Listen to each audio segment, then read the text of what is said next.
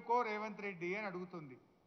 ఇదే రేవంత్ రెడ్డి ఆనాడు నిరుద్యోగ యువతి యువకుల దగ్గరికి వచ్చి వేడుకున్నాడు, ఎన్నికల్లో వాడుకున్నాడు. గద్దెనెక్కిన తర్వాత ఏమైందయ్యా నువ్వు ఇచ్చిన మాట అంటే ఇవాళ మొండి చేయి చూపిస్తా ఉన్నాడు. నిరంకుశంగా అణిచివేసే ప్రయత్నం చేస్తా ఉన్నాడు. ఆనాడు రేవంత్ రెడ్డి గారిని నమ్ముతారో నమ్మరో అని రాహుల్ గాంధీ గారిని అశోక్ నగర్ సెంట్రల్ లైబ్రరీ మెట్ల మీద కూర్చోబెట్టి మొదటి ఏడాదే 2 లక్షల ఉద్యోగం ఇస్తామని చెప్పి రాహుల్ గాంధీతో చెప్పించారు. ప్రియాంక గాంధీ గారితో సరూర్ నగర్ స్టేడియంలో మీటింగ్ పెట్టి మొదటి ఏడాది 2 లక్షల ఉద్యోగాలు ఇస్తామని, రాజీవ్ యువ వికాసం ఇస్తామని, 4000 నిరుద్యోగ భృతి ఇస్తామని, బ్యాక్లాగ్ పోస్టులన్నీ నియామకాలు చేస్తామని ఎన్నెన్నో మాటలు చెప్పించారు. మరి మాటలు చెప్పిన రాహుల్ గాంధీ, మాటలు చెప్పిన ప్రియాంక గాంధీ ఇలా పత్తా లేకుండా పోయినరు. గాంధీలు మాయమైపోయినరు. గాంధీల పేరు చెప్పి ఓట్లు అడిగినరు. మేనిఫెస్టోలో పెట్టి బాండ్ పేపర్లు పంచి గద్దెనెక్కిన ఇవాళ రేవంత్ రెడ్డి ఏమో ఏమైందయ్యా అంటే ఇవాళ అలా కూర్చున్నాడు, జూబ్లీ హిల్స్ ప్యాలెస్లో కూర్చున్నాడు. వెనకటికెవడో అట్టపర్వతం ఎత్తి నేను ఆంజనేయ స్వామి అనుకున్నాడట, నెత్తిన ఈక పెట్టుకొని శ్రీకృష్ణుడు అనుకున్నాడట. ఇవాళ ఈ రేవంత్ రెడ్డి కూడా జూబ్లీ హిల్స్ ప్యాలెస్లో పోలీస్ పహారాల మధ్య కూర్చొని ఈయన కూడా అట్లే భావిస్తా ఉన్నాడు. నీకు దమ్ముంటే రేవంత్ రెడ్డి పోలీసోళ్ళు లేకుండా ఒక్కసారి చిక్కడపల్లికో, దిల్సుఖ్ నగర్కో, అశోక్ నగర్ సెంట్రల్ లైబ్రరీకి రా. నీ బట్టలు కూడా విప్పి పంపుతారు. అప్పుడు అర్థమవుతుంది నువ్వేదో ఆ పోలీస్ పహారాలో ఉండు కాదు. ఇవాళ నీ నిజ స్వరూపం అర్థమైంది. రాష్ట్ర ప్రజలకు 2 ఏళ్లలోనే రేవంత్ రెడ్డి యొక్క మోసాలు, కాంగ్రెస్ దగ ఈ రాష్ట్రంలో అన్ని వర్గాల ప్రజలకు కూడా అర్థమైంది.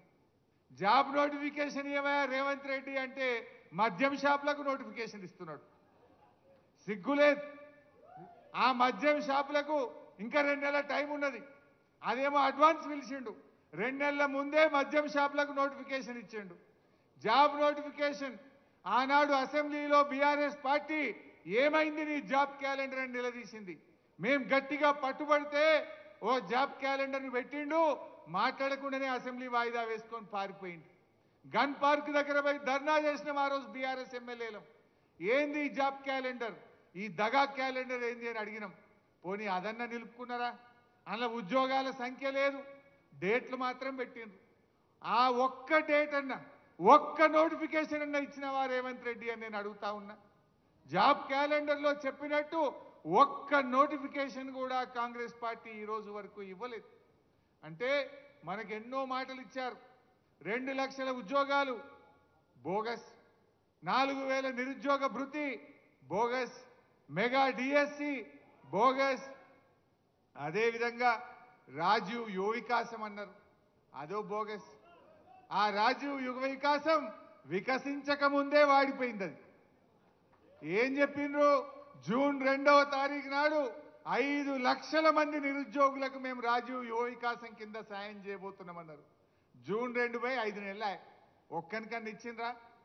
మాటలు కూడా బోగస్, హామీలు బోగస్. ఇవాళ అన్ని వర్గాలను మోసం చేసిండ్రు. నేను మా తమ్ముళ్ళని కోరేది ఒక్కటే, ఇవాళ మీ చేతిలో ఒక అవకాశం ఉంది. రేవంత్ రెడ్డి కళ్ళు తెరిపించడానికి మీ చేతిలో ఒక అవకాశం ఉంది. ఈ జూబ్లీ హిల్స్ ఉప ఎన్నిక కొంతమంది చెల్లెళ్ళు ఏది ఎలక్షన్లో నామినేషన్ వేసినట్టు కూడా నేను పేపర్లో చదివాను.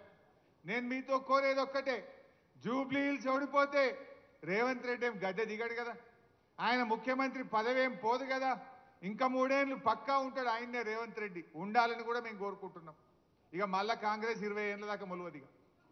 అయితే నేను మీతో కోరేది ఒక్కటే, దయచేసి మీరు కాంగ్రెస్ను జూబ్లీ హిల్స్లో ఓడించాలని, ఆనాడు కాంగ్రెస్ను గెలిపించాలని బస్సు యాత్ర చేసిండ్రు. ఆనాడు కాంగ్రెస్ మిమ్మల్ని వేడుకున్నది, వాడుకున్నది. ఇవాళ గెలిచి గద్దెనెక్కి మీకు దగా చేసింది కాంగ్రెస్. ఆ కాంగ్రెస్ కళ్ళు తెరిపించాలంటే, ఆ కాంగ్రెస్కు సురుకు బుట్టాలంటే జూబ్లీ హిల్స్లో కాంగ్రెస్ను ఓడించడానికి మా నిరుద్యోగ యువతి యువకులందరూ దండుగట్టి బయలుదేరండి. కాంగ్రెస్ ఓడితే ఆయన రివ్యూ చేసుకుంటాడు. రాహుల్ గాంధీ అడుగుతాడు, నేను ఏమైందా నువ్వు ఎందుకు ఓడినావు అంటే అప్పుడు మా నిరుద్యోగ యువతి యువకులకు 2 లక్షల ఉద్యోగాలు ఇస్తా అని రాహుల్ గాంధీ ప్రియాంక గాంధీ మాట ఇచ్చి మోసం చేసింది కనుక ఈ నిరుద్యోగ యువకులే కాంగ్రెస్ ను ఓడించిండ్రు అనేటువంటి విషయం వాళ్ళకి అర్థం కావాలి. ఉద్యోగాలు ఇవాళ మనకు 2 లక్షల ఉద్యోగాలు రావాలంటే, మెగా డిఎస్సి రావాలంటే, జీవో 46 అమలు కావాలంటే జూబ్లీహిల్స్ లో కాంగ్రెస్ కు గుణపాఠం చెప్పండి. అప్పుడే ఇవన్నీ వస్తాయి. గవర్నమెంట్ ఏం మారది, కొత్త గవర్నమెంట్ ఏం ఎక్కదు. కానీ తన తప్పులు తాను తెలుసుకోవాలంటే, కాంగ్రెస్ రివ్యూ చేసుకోవాలంటే ఇవాళ కాంగ్రెస్ ను మనం ఓడించాల్సినటువంటి అవసరం ఉంది. దయచేసి ఆలోచించండి. జీవో 29, జీవో 55 ఆనాడు అసెంబ్లీలో నేను ఎంత గట్టిగా మాట్లాడానో మీరందరూ కూడా చూసే ఉంటారు. ఆయన బట్టి విక్రమార్క గారు, మీరు దళిత వర్గం నుంచి ఉప ముఖ్యమంత్రిగా ఆర్థిక మంత్రిగా ఉన్నారు, రేవంత్ రెడ్డికి ఎట్లయినా సోయి లేదు, నువ్వన్నా పట్టించుకో బట్టి గారు అని చెప్పి శాసనసభ వేదికగా బతిల్లాడినా కూడా ఆయన పట్టించుకునే పరిస్థితుల్లో లేడు. అంటే ఇవాళ ఎంత దుర్మార్గంగా వ్యవహరిస్తున్నారో మీ అందరికీ అర్థమైతా ఉంది. జాబులు నింపండి అయ్యా అంటే జేబులు నింపుకుంటున్నారు కాంగ్రెస్ వాళ్ళు. జాబులు నింపుతలేరు కానీ కాంగ్రెస్ నాయకులు జేబులు నింపుకునే పనిలో పడ్డారు. గల్ల పెట్టెలు నింపుకుంటున్నారు. ఏమి చూసినా పర్సెంటేజీలు. ఇవాళ రేవంత్ రెడ్డి విద్యాశాఖ మంత్రిగా ఫెయిల్, మున్సిపల్ మంత్రిగా ఫెయిల్, హోం మంత్రిగా ఫెయిల్, ముఖ్యమంత్రిగా కూడా ఫెయిల్ అయిపోయింది. ఒక్క దాంట్లో మాత్రం పాస్ అయింది, కలెక్షన్ మంత్రిగా మాత్రం పాస్ అయింది. వసూళ్లలో మాత్రం పాస్ అయిండు, అన్నిట్లలో ఫెయిల్ అయిపోయింది. ఇందాకో తమ్ముడు బాగా చెప్పిండు, విద్యరాని రేవంత్ రెడ్డి విద్యాశాఖ మంత్రి. దేశంలో అతి ఎక్కువ క్రిమినల్ కేసులు ఉన్న ముఖ్యమంత్రి ఈయననే హోం మంత్రి. జీవితంలో ఎన్నడూ మంత్రి చేయని వ్యక్తి డైరెక్ట్గా ముఖ్యమంత్రి అయితే ఇలా రాష్ట్రం పరిస్థితి ఏమవుతుందో మనందరం కూడా గమనిస్తూ ఉన్నాం. ఏది ఏమైనా బాగా ఆలోచించండి. ఇవాళ నిరుద్యోగ యువతి యువకులు రాష్ట్రంలో ఏం జరుగుతుందో ఆలోచించండి. ఆనాడు బీఆర్ఎస్ ప్రభుత్వం టీఎస్ ఐపాస్ తెచ్చి పారిశ్రామికవేత్తలకు రెడ్ కార్పెట్ వేసి పెద్ద ఎత్తున ఐటీ ఉద్యోగాలు సంపాదించింది, పెద్ద ఎత్తున పెట్టుబడులను ఆకర్షించింది, పెద్ద ఎత్తున ఇండస్ట్రీస్ పెట్టించి ఎన్ని వేలాది ఉద్యోగాలకు అవకాశం కల్పించింది. ఇవాళ ఏం జరిగింది? Gun culture. ఆనాడు మనం పెట్టుబడులు ఆహ్వానిస్తే, ఆనాడు మనం పారిశ్రామికవేత్తలను ఆహ్వానించి ప్రైవేట్ రంగంలో ఉపాధి అవకాశాలు పెంచితే ఇవాళ వీళ్ళు తుపాకులు పెట్టి వాటాల కోసం పోరాడుతున్నారు. మంత్రులు, ముఖ్యమంత్రి ఇవాళ గన్నులు పెట్టి బెదిరిస్తున్నారని ఎవరు చెప్తున్నారు? స్వయంగా కేబినెట్ మంత్రి గారి కుమార్తె చెప్పింది, రేవంత్ రెడ్డి తుపాకిచ్చి పంపిండు, బెదిరించి వసూళ్లు చేస్తున్నాము అని చెప్పి మనం చెప్తలేము, మంత్రి గారి కుమార్తె చెప్తుంది. ఇవాళ ఐఏఎస్ ఆఫీసర్లు మధ్యలోనే వాలంటీర్ రిటైర్మెంట్ తీసుకొని ఒక మంచి అధికారి ఇవాళ మధ్యలోనే వెళ్ళిపోతున్న పరిస్థితి వచ్చింది. రాష్ట్రం ఎటువైపు పోతుందో ఆలోచించండి.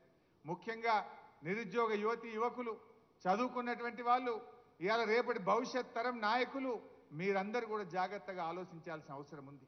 ఇవాళ బీఆర్ఎస్ పార్టీ ఆనాడు 1,64,000 ప్రభుత్వ ఉద్యోగాలు ఇచ్చింది.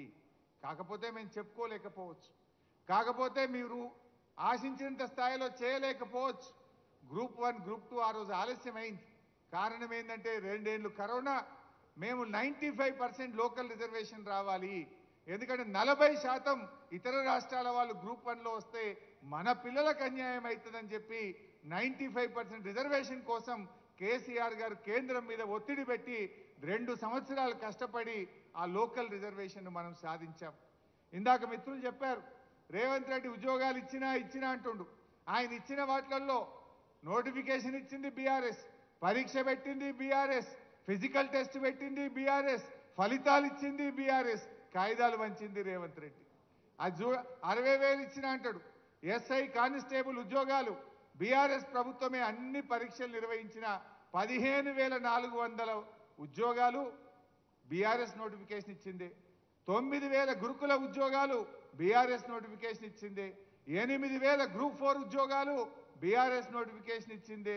అదేవిధంగా హెల్త్ డిపార్ట్మెంట్లో స్టాఫ్ నర్సులు, పారామెడికల్ సిబ్బంది 7,000 ఉద్యోగాలు బీఆర్ఎస్ ఇచ్చింది. జేఎల్ 1,300 బీఆర్ఎస్ ప్రభుత్వం ఇచ్చింది. 6,000 డిఎస్సి ఉద్యోగాలు బీఆర్ఎస్ ప్రభుత్వం ఇచ్చింది. ఇవన్నీ బీఆర్ఎస్ ప్రభుత్వమే నోటిఫికేషన్లు ఇస్తే వాటికి కాయిదాలు పంచి నేను ఉద్యోగాలు ఇచ్చిన అంటాడు. అచ్చంగా కాంగ్రెస్ నోటిఫికేషన్ ఇచ్చి కాంగ్రెసే ఉద్యోగాలు ఇచ్చింది. కేవలం డిఎస్సిలో 5,000 ఉద్యోగాలు మాత్రమే. దానికి 60,000 70,000 ఇచ్చినామని ఇవాళ అబద్ధాలు చెప్తూ గోబల్స్ ప్రచారం చేస్తూ ఉన్నారు. నిజాలు ఎప్పటికైనా నిజాలే ఉంటాయి. ఎంతకాలం మోసం చేయలేవు, ఒకసారి చేయగలుగుతావు. ఇవాళ నీ నిజస్వరూపం బయటపడ్డది. రేవంత్ రెడ్డి ఇప్పటికైనా మేలుకో. నిరుద్యోగ యువతి యువకులకు ఇచ్చిన హామీ ప్రకారంగా వెంటనే 2 లక్షల ప్రభుత్వ ఉద్యోగాలను భర్తీ చేయాలని ఈ వేదిక నుంచి మీ అందరి పక్షాన డిమాండ్ చేస్తా ఉన్నాం. తమ్ముళ్ళకి మేము ఇచ్చే హామీ ఒకటే, తప్పకుండా అసెంబ్లీలో రేవంత్ రెడ్డి ప్రభుత్వాన్ని ప్రశ్నిస్తాం. మొన్న అడిగాం, అసెంబ్లీ పెట్టవయా అంటే ఒక్కటే నాడు ఆదివారం పెట్టిండు పోయిండు. ఒక్కటే రోజు పెట్టారు ఎవడన్నా అసెంబ్లీ? ఒకటే నాడు పొద్దున పెట్టిండు, సాయంత్రం బంద్. అది కూడా కాళేశ్వరం కమిషన్ అని ఏదో తిట్టాలి, బురద జల్లాలి, పోవాలి. ప్రజా సమస్యల మీద మాట్లాడదామయ్యా, అసెంబ్లీ పెట్టవయా రేవంత్ రెడ్డి అంటే ఒక్కటే నాడు ఆదివారం పెట్టిండు. అంటే ఎంత భయపడుతుండు, అసెంబ్లీ పెట్టడానికి కూడా భయపడుతున్నాడు. తప్పకుండా కాంగ్రెస్ మీద ఒత్తిడి పెంచుతాం. శాసనసభలో జీవో 46 గురించి, మెగా డిఎస్సి గురించి రావాల్సిన నోటిఫికేషన్లు, ముఖ్యంగా జెన్కో కానీ, అదేవిధంగా GPO, police notification, deputy surveyor notification, ఇతర గ్రూప్ నోటిఫికేషన్ల కోసం, జాబ్ క్యాలెండర్ అమలు కోసం మీ గొంతుకై మీ పక్షాన బీఆర్ఎస్ పార్టీ పోరాడుతుందని చెప్పి కూడా మనం చేస్తా ఉన్నా. ఒకవేళ దిగి రాకపోతే ఇవాళ ఇది ప్రారంభం మాత్రమే.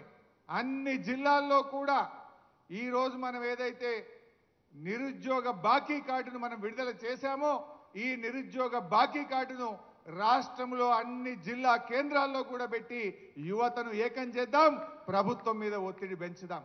ప్రత్యక్ష పోరాటంలో కూడా బీఆర్ఎస్ పార్టీ మీతో కలిసి వస్తుంది, మీకు అండగా ఉంటుంది, అన్ని రకాల సహాయ సహకారాలు అందిస్తామని చెప్పి మనవి చేస్తూ, ఇంత మంచి కార్యక్రమాన్ని పెట్టి జాన్ వెస్లీ గారిని, నన్ను, ఆర్ కృష్ణన్న గారిని పిలిచి ఇవాళ ప్రభుత్వం మీద ఒత్తిడి పెంచే ప్రయత్నం ఏదైతే చేస్తున్నారో దానికి నేను మనస్ఫూర్తిగా అభినందిస్తూ, ఇప్పటికైనా కాంగ్రెస్ మేల్కొనాలని, నిరుద్యోగులకు ఇచ్చిన హామీలు అమలు చేయాలని చెప్పి డిమాండ్ చేస్తున్నాం. రాహుల్ గాంధీ, ప్రియాంక గాంధీ ఆనాడు వచ్చి ఓట్లేయించడమే కాదు, ఇచ్చిన హామీ అమలు చేసే బాధ్యత రాహుల్ గాంధీ గారి మీద, ప్రియాంక గాంధీ గారి మీద కూడా ఉంది. మీరు తక్షణమే రివ్యూ చేయండి, రేవంత్ రెడ్డికి మొట్టికాయలు వేయండి, నిరుద్యోగ యువకులకు ఇచ్చిన హామీ నిలుపుకోండి. లేదంటే ఇంకా 20 ఏళ్ల దాకా మళ్ళీ కాంగ్రెస్ మాటే ఉండదు తెలంగాణలో బిడ్డ, జాగ్రత్త అని చెప్పి హెచ్చరిస్తూ జై తెలంగాణ. చాలా ధన్యవాదాలు అన్నగారు.